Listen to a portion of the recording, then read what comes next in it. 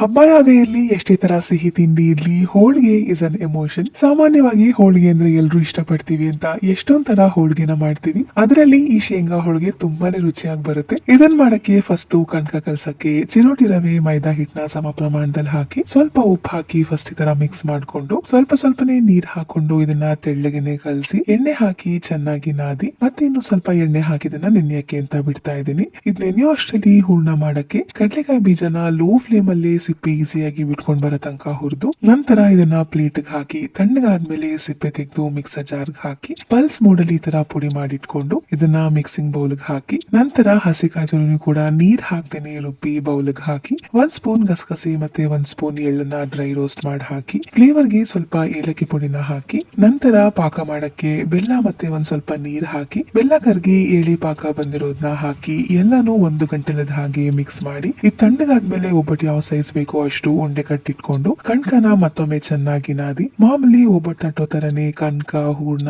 ಎರಡನ್ನೂ ತಗೊಂಡು ಎಷ್ಟ್ ತೆಳ್ಳಗ್ ಬೇಕೋ ಅಷ್ಟ್ ತೆಳ್ಳಗೆ ಇದನ್ನ ತಟ್ಟಿ ಕಾದಿರೋ ಹೆಂಚ್ ಮೇಲೆ 2 ಸೈಡು ಹೊಂಬಣ್ಣ ಬರೋ ತನಕ ಬೇಯಿಸಿದ್ರೆ ತುಂಬಾನೇ ರುಚಿಯಾದ ಬಿಸಿ ಬಿಸಿಯಾದ ಶೇಂಗಾ ಹೋಳಿಗೆ ತಯಾರಾಗತ್ತೆ.